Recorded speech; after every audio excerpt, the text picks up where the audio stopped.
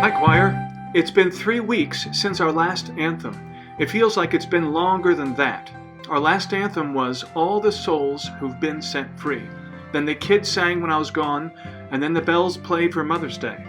Now we are back. This Sunday is Senior Sunday, and our anthem will be a charge for the seniors and a reminder for all of us of the great commission that Jesus gave his disciples. Go ye therefore, teach all nations, baptizing them in the name of the Lord. We have sung this anthem before on several occasions, the first being the groundbreaking ceremony for the Southwest campus. We sang it in a tent. Do you all remember? Time flies. Let's talk about the music. Form. The form of this piece is ternary form, or A-A-B-A.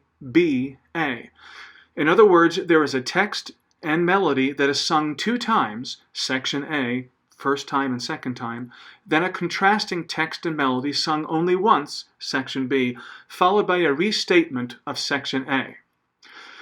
As I've said before, contrast is an important compositional technique in all kinds of music, whether small forms such as this anthem or large forms like symphonies, operas, or musicals. Also, the composer McDonald, who we know from other compositions, uses variation to keep the music interesting and moving forward. You'll see this in key changes, voice switching, and phrase extensions. And it's the voice switching I'd like to talk about right now because it could get confusing. So follow me. Section A. The first time we sing in unison, and it's clearly marked. Let's look right here in the music. You can see right there, unison voices on section A. All right? And then section B, the second time, women sing in the treble clef and men sing in the bass clef. And let's look at that. So, where is it? Yeah, there we go. Section A, this is the second time, women in the treble clef, and you can see right there, men, and I indicated it, okay, men in the bass clef. Okay, section B, at the beginning of section B, the men sing melody, and the women sing harmony. And then in the middle of section B, women sing melody and men sing harmony. Let's look at that just so you know exactly what's going on. Here we go. There's the beginning of section B, and it says their melody, and the men will sing melody, okay? And then as we go over to the middle of section B, you can see right there it switches. It says right there that women are now singing the melody at measure 43, okay? Section A, the third time, this is on page 6, sopranos and tenors sing the top line, and altos and basses sing the bottom line. Then they switch back to normal at the middle of page 7. So let's look at that real fast so you can see those those indications. You see right there? It says right there, sopranos and tenors at measure 57 sing the top line together, and then altos and basses the bottom line. And then as we go to page 7, I indicate that things will switch back right here. Sopranos and altos then on the top line, the treble clef, and tenors and basses on the bottom line, which is now converted back to a bass clef. So look at the roadmap a little bit so those indications become clear to you. And then we finish the piece normally with the men in the bass clef and the sopranos in the treble clef. Okay, conducting. I will be conducting this piece in a slow 2 conducting pattern. And it's requested at the beginning of the music. If you look at the beginning of the music, it says the feel of this piece is in a slow 2. Now it's written in 4, 1, 2, 3, 4, but the tempo necessitates a slow 2 pattern, or I'll look like a hyperactive conductor, more hyperactive than I already am. So it'll be kind of like this. 1, 2, 3, 4. Go ye therefore, teach all nations. It'll be clear I'm conducting. And as I recall, this is the way I've always conducted it, so it should not be a surprise to you. I just wanted you to be aware of this because we're not in person rehearsing it. Breathing and phrasing.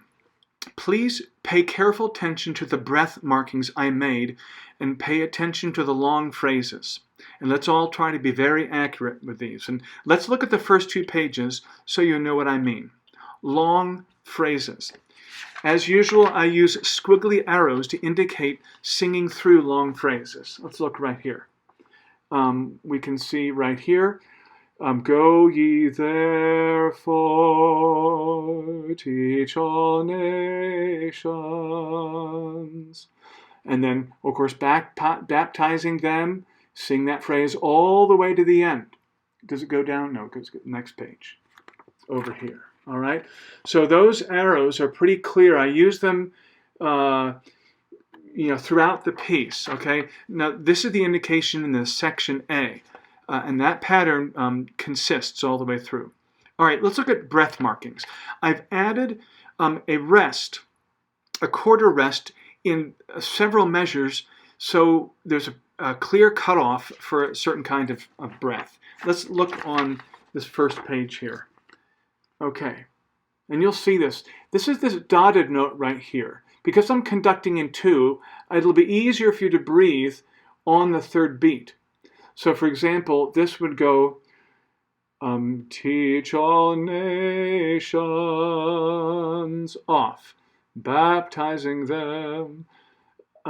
So pay attention to that. So you cut off on the 3rd beat and you get more time to take a breath for this long phrase.